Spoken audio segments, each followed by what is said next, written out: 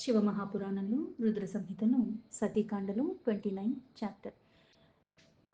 దక్షుడు చేస్తున్న యజ్ఞశాల అందు పరమేశ్వరుడికి భాగం లేదని తెలుసుకుని సతీదేవి అక్కడ రోషపూరితంగా అవుతుంది.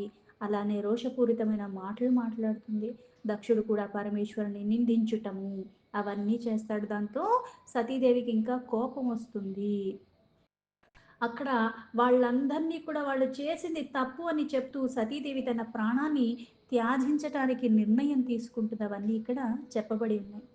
బ్రహ్మో ఉవాచ దాక్షాయిని గత తత్ర యత్ర యజ్ఞో మహాప్రభః సురాసుర మునీంద్రాది కూతూహల సమన్విత.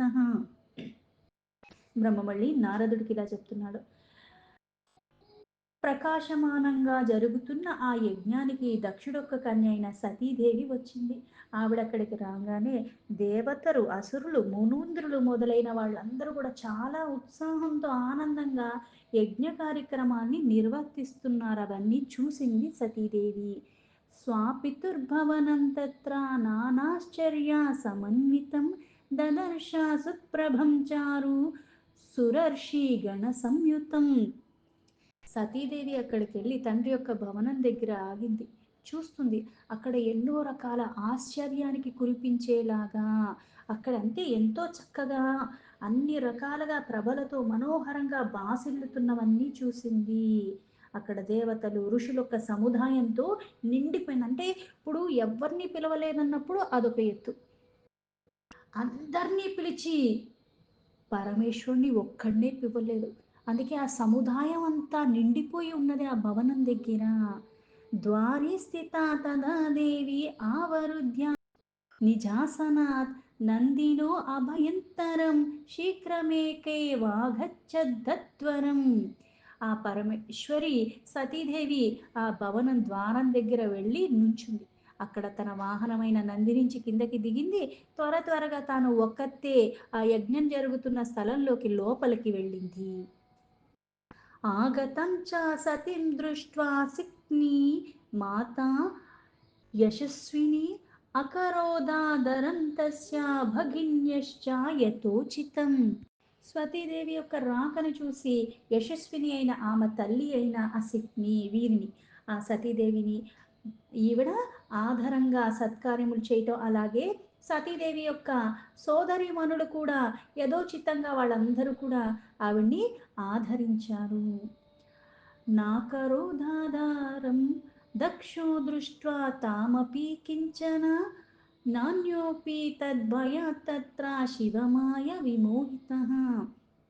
ఇప్పుడు కొంతమంది నేను ఆహ్వానించలేదు, లౌకికంగా చూసుకున్నా, వాళ్ళు వచ్చారు. అయితే నిజంగా నేను మర్చిపోయి ఉన్నప్పుడు ఏమవుతుందంటే అయ్యో నేను పిలవలేదే అని గుర్తొస్తుంది. పైగా నేను పిలవకపోయినా వచ్చారు, ఏదో ఒకటి ఆనందం, పైగా తప్పున సరిదిద్దుకునే ప్రయత్నం చేస్తాం సాధారణంగా. అయితే ఇక్కడ పిలవలేదు, పైన వచ్చింది. అయితే దక్షుడొక్క కన్య అయిన సతీదేవి అక్కడ రావటం చూసి ఆమెను చూసి కూడా ఎట్లాంటి ఆదరం ప్రదర్శింపలేదు దక్షుడు. అతని వల్ల భయంతో అక్కడ ఉన్న వాళ్ళందరూ కూడా మళ్ళీ ఆ శివమాయా మోహానికి లోబడిపోయిన కారణంగా అక్కడ ఉన్న వాళ్ళందరూ ఇప్పుడు ఎవరి యజ్ఞానికైతే వచ్చారో ఈయనే ఆమె పట్ల ఏమీ ఆదరణ చూపించని కారణంగా, శివమాయకి లోబడిన కారణంగా అక్కడ ఉన్న వాళ్ళెవ్వరూ కూడా ఏ విధమైన ఆదర అభిమానాలు ఏవి కూడా సతీదేవి పట్ల వాళ్ళు చూపించలేదు. అత సా మాతరం దేవి పితరం చ సతీమునే అనమద్విస్మితాత్యత్తం సర్వలోక పరాభవాత్. అయితే ముని ఎప్పుడైతే వాళ్ళందరూ కూడా అలాగా అనాదరంగా ఉన్నారో అది చూసి సతీదేవి ఇంకా ఆశ్చర్యానికి లోబడింది. అయినప్పటికీ ఇంకా ఆవిడ తిరస్కరింపబడినా సరే, వాళ్ళు ఆదరించపోయినా సరే ఆశ్చర్యానికి లోబడింది. అయినప్పటికీ ఆమె మాత్రం అక్కడ ఉన్న జనకులకు పాదములకు నతమస్తకురాలైందంటే అక్కడ లోక రీతిలో వ్యవహరించాల్సినట్టుగా వ్యవహరించింది ఆ సతీదేవి.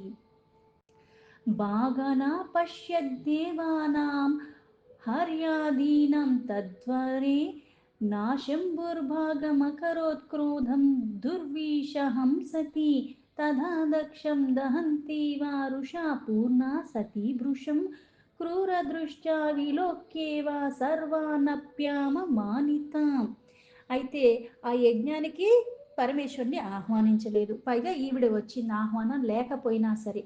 ఇక్కడ ఆవిడ్ని ఆదరించకపోయేసరికి తండ్రి అయినప్పటికీ ఈవిడ ఉన్న వాళ్ళందరూ కూడా అనాదరంగా చూసినా సరే ఈవిడ మాత్రం అక్కడ ఉన్న వాళ్ళందరికీ కూడా నతమస్తకురాలైంది. ఆ యజ్ఞంలో ఆమె విష్ణు భగవానుడు మొదలైన వారి భాగములన్నీ చూసింది. అందరికీ భాగాలు పెడతారు. అయితే ఇక్కడ విష్ణువుకి వేరే దేవతలకి వాళ్ళ వాళ్ళ భాగాలన్నీ అక్కడ పెట్టడం అవన్నీ చూసింది. కానీ అక్కడ పరమేశ్వరుడికి ఎటువంటి భాగం పెట్టలేదు. ఆవిడ కనిపించలేదు. అంటే పిలవను లేదు. అక్కడ అది కూడా సమర్పణ చెయ్యట్లేదు. ఇంకా ఆవిడకి క్రోధం పరాకాష్ఠ స్థితికి వెళ్ళిపోయినట్టుగా ఇప్పుడు క్రోధాన్ని ప్రకటింపచేస్తుంది. పిలవలేదు సరికదా అక్కడ మళ్ళీ భాగం కూడా ఇవ్వలేదు. అందుకున్నది సహించడంటే తనని నిరాదరించినా ఒప్పుకుంది కానీ తన్ని ఆహ్వానించకపోయినా పర్వాలేదని అనుకుంది కానీ ఎప్పుడైతే పరమేశ్వరుడి పట్ల అట్లా వ్యవహరించారో భాగమే పెట్టలేనందుకు కారణంగా ఆవిడ సహించరాని కోపాన్ని ప్రదర్శించింది. అందుకే ఆవిడ వెంటనే ఉక్రోషంతో అందరినీ చూస్తూ క్రూర దృష్టితో ఒక్కసారిగా దక్షుడి మీద మండిపడిపోతూ ఇలా మాట్లాడుతుంది. सत्युवाच अनाहूतस्त्वया कस्माच्चम्बुः परमशोभनः येन पूतमिदं विश्वं समग्रं सचराचरं यज्ञो यज्ञविधां श्रेष्ठो यज्ञाङ्गो यज्ञदक्षिणः यज्ञकर्ता च यः शम्भस्तुं विना च कथं मकः. సతీదేవి మళ్ళీ తన తండ్రి అయిన దక్షుడితో ఇలా చేసింది. అంటే ప్రజాపతి పరమ మంగళప్రదుడైన ఆ శివ భగవాను యజ్ఞానికి ఎందుకు ఆహ్వానించలేదు? ఆహ్వానించలేదు సరికదా, పైగా ఆయన లేకుండా ఈ చరాచర జగత్తులో ఏది పవిత్రమవుతుంది? ఆయన ద్వారానే సంపూర్ణమైన చరాచర జగత్తంతా కూడా పవిత్రమవుతుంది. ఆ స్వామియే యజ్ఞస్వరూపము. ఆయనయే యజ్ఞవేత్తల్లో కూడా శ్రేష్ఠుడు. యజ్ఞం పరమాత్మ, యజ్ఞవేత్తల్లో శ్రేష్ఠుడు పరమాత్మ, యజ్ఞ అంగముగా ఉన్నది పరమాత్మ. అంటే దానికి ఉన్న అంగాలు, అక్కడ ఉన్న మంత్రము తంత్రము, పైగా అది చేసే విధానము, అక్కడ ఉచ్చరించే అన్నీ, అక్కడ వినియోగించే వస్తువులు, మళ్ళీ పుచ్చుకునేది, అలాగే మళ్ళీ దానికి ప్రతిఫలాన్ని ఇచ్చేవాడు. అందుకే దక్షిణ, పైగా యజ్ఞకర్త, యజమాని అన్నీ ఆ ప్రభువే. ఆ శివ భగవానుడు లేకుండా యజ్ఞం ఎలా సిద్ధిస్తుందని అనుకుంటున్నావు? యస్య స్మరణ మాత్రేణ సర్వభూతం భవత్యహో వినా తేన కృతం సర్వామ పవిత్రం భవిష్యతి. అంటే ఆ పరమేశ్వరుడు యొక్క నామాన్ని స్మరించినంత మాత్రం చేతనే సమస్తము పవిత్రమవుతుంది. అలాంటిది ఆ ప్రభు లేని చోట ఈ యజ్ఞ కార్యక్రమం నువ్వు ఎంతో ఘనంగా చేస్తున్నాను అనుకుంటున్నావు కానీ ఇదంతా కూడా అపవిత్రం. ఎందుకు? అక్కడ ఆ స్వామి లేడు. పైగా స్వామిని స్మరించనైనా స్మరించని కారణంగా ఇది అపవిత్రంతో సమానము. ద్రవ్యమంత్రాదికం సర్వం హవ్యం కవ్యం చ యన్మయం శంభునా హి వినా తేన కథం యజ్ఞ ప్రవర్తిత. అంటే ఏ ద్రవ్యాన్ని వినియోగిస్తున్నావో, ఏ మంత్రాన్ని అక్కడ ఉచ్చరిస్తున్నావో, హవ్య కవ్యాలు అక్కడ వినియోగించే వస్తువులన్నీ కూడా ఆయన స్వరూపమే, పరమాత్మ స్వరూపమే. పరమాత్మ లేనిది కానిది సృష్టిలో ఏదీ లేదు. అలాంటి పరమశివుడు లేకుండా ఈ యజ్ఞం అసలు ఎలా ప్రారంభించావు? కిం శివం సురసామాన్యం మత్వాకర్షీరనాధనం భ్రష్టబుద్ధిర్భవానద్య జాతోసి జనకాధమా. అంటే పరమేశ్వరుని యొక్క సామాన్య దేవతడుగా భావించి నువ్వు అనాదరించావు. అంటే నీకు పరమాత్మ తత్వం అర్థం కావట్లేదు. ఆయన్ని కూడా ఒక సామాన్యవాడిగా భావించావు కాబట్టి ఆయన్ని నువ్వు అవమానించగలిగావు. ఈరోజు నీ బుద్ధి భ్రష్టమైపోయి ఉన్నది కనుకే తండ్రివై కూడా నాకు నువ్వు అధముళ్లాగే కనిపిస్తున్నావు. విష్ణు బ్రహ్మాదయో దేవా యం సంసేవ్య మహేశ్వరం ప్రాప్తా స్వపదవిం సర్వే తం న జానాసి హేహరం. బ్రహ్మ విష్ణు ఆది సకల దేవతలకి కూడా ఆ మహేశ్వరుణ్ణే సేవించుకుంటూ ఉంటారు. అలాగా ఆయన ఆ పదవులన్నీ వాళ్ళకి అధిష్టింపచేయటానికి ఆయనే చేశాడు. నిశ్చయంగా ఇక్కడ మీరెవ్వరికీ కూడా పరమాత్మ గురించి సరిగ్గా తెలియనే తెలియదు. యతేకతం సమాయాతా విష్ణు బ్రహ్మాదయః సురాः తవ యజ్ఞే వినాశంబుం స్వప్రభుం మునయస్తత. అందుకే ఆ పరమాత్మ గురించి సరిగ్గా తెలియని కారణంగానే ఇక్కడ విష్ణు బ్రహ్మ ఆది దేవతలు మునిగణములు అందరూ కూడా ఆ పరమేశ్వరుడు లేని ఈ యజ్ఞంలో కూడా అందుకే మీరందరూ వచ్చారంటే ఆ పరమాత్మ తత్వం తెలియదా? ఆ పరమేశ్వరుడిని ఆదరించకుండా ఉండి ఆయన్ని స్మరించనైనా స్మరించకుండా ఇక్కడ ఇంత క్రతువు జరుగుతుంటే మీరందరూ ఎలా వచ్చారు? బ్రహ్మో ఉవాచ ఇత్యుక్త్వా పరమేశాని విష్ణవాదీన్ సకలాన్ ప్రతి పృథక్ పృథగ్ వోచస్స వత్సర్యంతి భవాత్మిక. బ్రహ్మ మళ్ళీ ఇలా చెప్తున్నాడు. ఏమని? ఇలా ఎప్పుడైతే శివస్వరూపిణి అయిన పరమేశ్వరి విష్ణు ఇంకా సకల దేవతల్ని ఇక్కడ మళ్ళీ ఒక్కసారిగా చూస్తూ మళ్ళీ అంటే అందరినీ కలిపి ఒకసారి చెప్పిందంటే ఆ పరమేశ్వరుడు లేకుండా ఇక్కడ మళ్ళీ మీరందరూ ఎలా ఇవన్నీ చేస్తున్నారు? అందుకే ఆ శివస్వరూపిణి అయిన పరమేశ్వరి ఆ విష్ణువుని బ్రహ్మను ఇంద్రాది సకల దేవతల్ని కూడా ఋషుల్ని కూడా కఠినమైన శబ్దాలతో ఇప్పుడు ఇప్పుడు మళ్ళీ మాట్లాడుతుంది. సత్యువాచ హే విష్ణు త్వం మహాదేవం కిం న జానాసి తత్వతః సగుణం నిర్గుణం చాపి శృత్యోయం వదంతిహ. సతీదేవి మళ్ళీ ఇక్కడ విష్ణుని ఉద్దేశించి మళ్ళీ చెప్తుంది క్రోధంగా. ఓ విష్ణు, శృతులు అలాగే సుగుణ రూపం గురించి నిర్గుణ రూపం గురించి ప్రతిపాదిస్తూ ఏవైతే చెప్పావో ఆ పరమాత్మ యొక్క యథార్థ రూపం గురించి అది నీకు తెలియదా? యద్యపి త్వాం కరం దత్వా బహువారం మహేశ్వరః అశిక్షయత్పురా శాల్వప్రముఖ కృతిభిర్హరే. ఓ విష్ణు, అంటే పూర్వకాలంలో పరమేశ్వరుడు శాల్వాది రూపంలో ఇట్లా నీ యొక్క శిరస్సు మీద చెయ్య పెట్టి ఎన్నో రకాలుగా శిక్ష ఇచ్చాడే. అయినప్పటికీ కూడా ఇప్పుడికి దుర్బుద్ధిలాగే జ్ఞానం అన్నది నీ హృదయంలో ఇంకా ఉత్పన్నం కాలేదా? తదపి జ్ఞానమాయాతం నతే చేతసి దుర్మతి వాగార్ది దక్షయజ్ఞేస్మిన్ శివం స్వాస్వామినిం వినా. అందుకే ఆ హృదయంలో జ్ఞాన ఉత్పత్తి కాని కారణంగా అంటే అంత శిక్ష ఆ పరమాత్మే నీకు స్వయంగా ఇచ్చినప్పటికీ కూడా అది నీకు కలగలేదు. అందుకే ఇక్కడికి నువ్వు పరమేశ్వరుడు లేనప్పటికీ కూడా ఈ యజ్ఞం దగ్గరికి నువ్వు పైగా ఈ యజ్ఞం జరుగుతున్న దగ్గర ఆ భాగాన్ని కూడా గ్రహించటానికి వచ్చావు. నిరాధరణ ఉన్నప్పుడు అంటే నాకు కాదు కదా అన్నట్టుగా కాదు ఇక్కడ. ఎందుకంటే ఆ పరమాత్మ లేనిది కానిది ఏదీ లేదు. ఇప్పుడు లౌకికంగా చూసుకుంటే ఇంట్లో ఇద్దరు ఉన్నాం, నన్ను నా భర్తని. అయితే నా భర్తను పిలవల, నన్ను పిలిచారు అనుకుందాం, నేను వెళ్ళిపోయాను. ఆయన్ని దూషిస్తూ నాకేదన్నా ఇస్తే నేను స్వీకరిస్తానా? ఆయన్ని రమ్మనకుండా నేను వెళ్ళటం జరగదు. కానీ వెళ్ళాల్సిన సందర్భం వచ్చినప్పుడు వెళ్ళినప్పుడు మళ్ళీ ఆయన్ని దూషించి ఆయనకి ఇవ్వకుండా లేకపోతే నాకే ఇచ్చి ఇది ఇంతే అని అంటే దాన్ని మనం స్వీకరించకూడదు. ఎందుకంటే మనం కూడా వాళ్ళని అవమానించినట్టే అవుతుంది. నిరాధరణ. అందుకుని ఇక్కడ పరమేశ్వరుడికి భాగం ఇవ్వకుండా చేసినప్పటికీ నీ హృదయంలో జ్ఞానం అన్నది రాని కారణంగా ఆ పరమాత్మకి భాగం ఇవ్వకుండా నీ భాగం నీకు ఇచ్చినప్పుడు అది నువ్వు గ్రహించేశావు.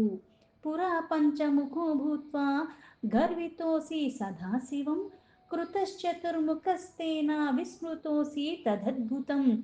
ఇప్పుడు మళ్ళీ బ్రహ్మనే బ్రహ్మ, నువ్వు కూడా పూర్వకాలంలో ఎప్పుడైతే నీకు పంచముఖాలు ఉండేవో సదాశివుడి పట్ల నువ్వు ఎప్పుడైతే గర్వానికి లోబడ్డావో అప్పుడు ఆయనే కదా నీ యొక్క శిరస్సుని ఖండించి వేసింది. ఇప్పుడు నువ్వు చతుర్ముఖుడుగా మిగిలిపోయావు. అదంతా నువ్వు మర్చిపోయావు. అది ఇంకా ఆశ్చర్యంగా ఉన్నది అని. ఇంద్రత్వం కిం న జానాసి మహాదేవస్య విక్రమం భస్మీకృతః పవిస్తే హి హరేణ క్రూరకర్మణ. అలాగే ఇంద్ర, ఆ పరమేశ్వరు యొక్క పరాక్రమని నువ్వు కూడా మర్చిపోయావా? కఠిన కర్మలు చెయ్యగలిగిన వాడు, అన్నినీ ప్రదాయిస్తున్నవాడు ఎప్పుడైతే నీ వజ్రాయుధాన్ని భస్మాన్ని చేసేశాడో అది కూడా నువ్వు విస్మరించావా? హే సురాహ కిన్న జానీత మహాదేవస్య విక్రమం అత్రే వశిష్ఠా మునయో యుష్మాభిః కిం కృతం త్విహ. అంటే ఇక్కడ చెప్పేదేంటి అంటే వీళ్ళందరూ తక్కువ, ఎక్కువ అన్నది కాదు. మాయ, పరమాత్మ యొక్క ఆధీనంలో ఉన్నది. అందరూ కూడా ఆ మాయా మోహాలకి లోబడిపోతారు. ఇంకా సామాన్యమైన వాళ్ళం మనమెంత. అందుకే ఇక్కడ విష్ణువుని, బ్రహ్మను, ఇంద్రుణ్ణి చెప్పిన తర్వాత దేవతల్ని కూడా, ఏ దేవతలారా మీకు కూడా మహాదేవుడు యొక్క పరాక్రమ అన్నది తెలియదా?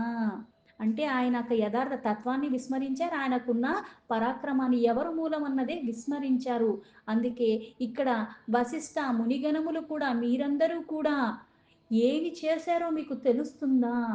భిక్షాటనంచ కృతవాన్ పురా దారువనే విభు శప్తో యద్భిక్షుకో రుద్రో భవద్భిర్మునిభిస్తత శప్తేనాపి చ రుద్రేణ యత్కృతం విస్మృతం కథం తల్లింగేన కిలం దగ్ధం భువనం సచరాచరం.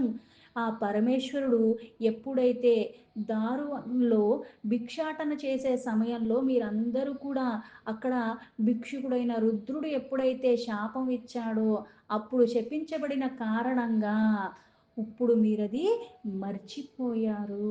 ఆ శాప కారణంగా కొన్ని స్పృహలో లేకుండా పోయాయి. అందుకే ఆయన లింగం ఏదైతే చరాచర సహితంగా సమస్త భువనాన్ని దగ్ధం చెయ్యగలిగినదో అలా జరిగిపోయింది.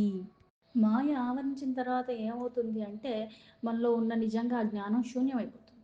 ఆ మాయకి ప్రలోభాలకి లోబడిపోయిన కారణంగా చెయ్యరానివి చెయ్యటము, పైగా తప్పు చేస్తున్నాం అన్న విచక్షణని కూడా మనము గ్రహించలేని స్థితిలో ఉంటాం.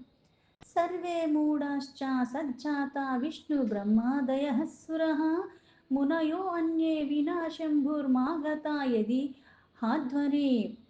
అయితే మళ్ళీ సతీదేవి ఇలా చెప్తుంది, నాకేమనిపిస్తుందంటే బ్రహ్మ విష్ణు ఆది సమస్త దేవతలు కూడా ఇక్కడున్న మునిగణములందరూ కూడా మూర్ఖులైపోయారు.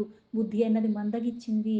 అందుకే ఆ పరమేశ్వరుడు లేకుండా కూడా ఈ యజ్ఞానికి మీరందరూ కూడా విచ్చేశారు.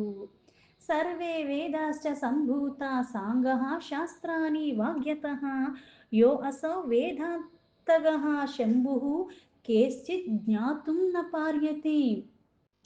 అంగాల సహితంగా వేదాలు, శాస్త్రాలు, వాణి ఇక్కడ అంతా ఉత్పత్తి అయ్యింది పరమాత్మ నుంచే. అయితే ఆ వేదాంగ వేతులు కూడా పరమేశ్వరుడు గురించి తెలుసుకోలేని స్థితిలో ఉన్నారు. అజ్ఞాన వశమున ఈ మాయకి లోబడిపోయిన కారణంగా. అయితే ఆ పరమేశ్వరుని ఎవరు తెలుసుకుంటారు అంటే పూర్ణంగా అనన్యమైన భక్తి ఉంటే గానది సాధ్యం కాదు. వేదాలు చెప్పిన, శాస్త్రాలు చెప్పిన ఏం చెప్తున్నాయి? పరమాత్మ గురించే చెప్తున్నాయి. అందుకే వేదాంత వేద్య అయిన పరమశంకరుణ్ణి పొందటం అన్నది అది సాధ్యము కాదు. ఎవరు ఆయన్ని పొందలేరు. బ్రహ్మో ఉవాచ ఇత్యానేక విధా వాణీర గదశ్చగదంబిక కోపాన్విత సతీ తత్ర హృదయేన విధుయత. బ్రహ్మ మళ్ళీ ఇలా చెప్తున్నాడు, నారద ఈ ప్రకారంగా క్రోధ పూరితరాలు ఎందుకంటే అక్కడ పరమాత్మను నిందిస్తున్నాడు. పైగా పరమాత్మని అక్కడ అంతలాగా ఎవరూ పట్టించుకోకుండా ఆయనకి భాగమే ఇవ్వకుండా ఆ క్రతువుకి వీళ్ళందరూ కూడా ఆనందంగా పాల్గొంటున్నారు. అందుకు అంత క్రోధంలో బ్రహ్మని, విష్ణువుని, సకల దేవతని, ఇంద్రుణ్ణి అంతా చెప్పిన తర్వాత జగదంబిక అయిన సతీదేవి ఆ వ్యధ చెందిన అంటే బాధ కలిగిన హృదయరాలుగా నానా మాటలు పలికింది. విష్ణవాదో అయో అఖిల దేవా మునయో ఏ చ తద్వచః మౌనీభూతస్తథా కార్య భయవ్యాకుల మానసః. అక్కడ మళ్ళీ విష్ణు ఆది సకల దేవతలు మునులు కూడా సతీదేవి చెప్పిన ఆ మాటలన్నీ విని వారు మారు మాట మాట్లాడలేదు. ఇంకా మాట్లాడటానికి వాళ్ళు ఇంకేవి భయానికి లోబడిపోయారు. అందుకని వాళ్ళు ఏవి మాట్లాడకుండా అమ్మవారు మాట్లాడుతుంటే కోపంతో వీళ్ళు అలా ఉండిపోయారు నిశ్చలుల్లాగా. అత దక్ష సమాకార్య స్వపుత్రాయాస్తాదృశం వచః విలోక్య క్రూరదృష్ట్యా తం సతిం క్రుద్ధో బ్రవీత్వచః. అప్పుడు దక్షుడు తన పుత్రిక అయిన సతీదేవి ఈ ప్రకారంగా మాట్లాడుతుంటే అది విని, పైగా నేను ఆహ్వానించలేదు వచ్చింది అన్నట్టుగానే చూస్తున్నాడు. ఎందుకు? అక్కడ ఆ పరమేశ్వరి మీద ఉన్న ఆ శత్రుత్వమే ప్రధానంగా ఉన్నందుకుని ఈవిడ మీద అక్కడ ఆదరించలేదు. పైగా విచ్చేసిన వాళ్ళందరినీ ఈవిడ నిందించినట్టుగా మాట్లాడుతున్నందుకు ఇంకా కోపం వచ్చేసింది దక్షుడికి. అందుకే ఎప్పుడైతే సతీదేవి ఇట్లాంటి మాటలు మాట్లాడుతుందో సతిని క్రూర దృష్టితో చూస్తున్నాడు కోపంతో. అందుకని చూస్తూ మళ్ళీ దక్షుడిలా అంటున్నాడు, దక్ష ఉవాచ త్వం కిం బహూనోక్తేన కార్యా నాస్తిహం సాంప్రతం గచ్చవా తిష్టవా భద్రే కస్మాత్ త్వాం హి సమాగత. దక్షుడు సతీదేవితో ఇలా అన్నాడు, ఏమని, ఓ భద్రురాలా, నీవిట్లు పలకవలసిన ప్రయోజనం ఏమీ లేదు నీకు ఇప్పుడిక్కడ నీకు ఏం పనున్నది, నువ్వు ఇక్కడ ఏ పని కోసం వచ్చావు, ఇక్కడి నుంచి నువ్వు వెళ్ళిపో, లేదా ఇక్కడ ఉండి జరిగేది చూడు, నువ్వు ఎందుకు వచ్చావు చూడాలనుకుని వస్తే చూడు, లేదా ఇక్కడి నుంచి వెళ్ళిపో, ఇక్కడ నువ్వు మాట్లాడి ఏమీ ప్రయోజనం లేదు, ఇక్కడ నీకు పని ఏముంది అని అడిగాడు. అంటే ఆదరించలేదు సరికదా, అయితే నువ్వు ఇక్కడ యజ్ఞాన్ని చూడాలని వచ్చావా లేకపోతే కలవాలని వచ్చావా చూడు, అందుకే, లేకపోతే వెళ్ళిపో. అంటే వెళ్ళిపోమని చెప్పట్లేదు, ఉండమని చెప్పట్లేదు, ఉండాలని వస్తే ఉండు, వెళ్ళిపోవాలని అనిపిస్తే నువ్వు వెళ్ళిపో, అంతేకాని ఇట్లాంటి మాటలు నువ్వు ఇక్కడ మాట్లాడటం ద్వారా ఏ ప్రయోజనం అంటే, నేను తీసుకున్న నిర్ణయంలో ఏం మార్పులు లేదు, నేను పిలవదలుచుకోలేదు, నేను పిలవను, నేను ఇంతే చేస్తాను, ఆ భాగం కూడా నేను ఇవ్వను అన్నది స్పష్టపరిచాడు దక్షుడు. దీంతో శివమహాపురాణంలో రుద్ర సంహితలో సతీకాండలో 29 చాప్టర్లో 30 శ్లోక సంపూర్ణం.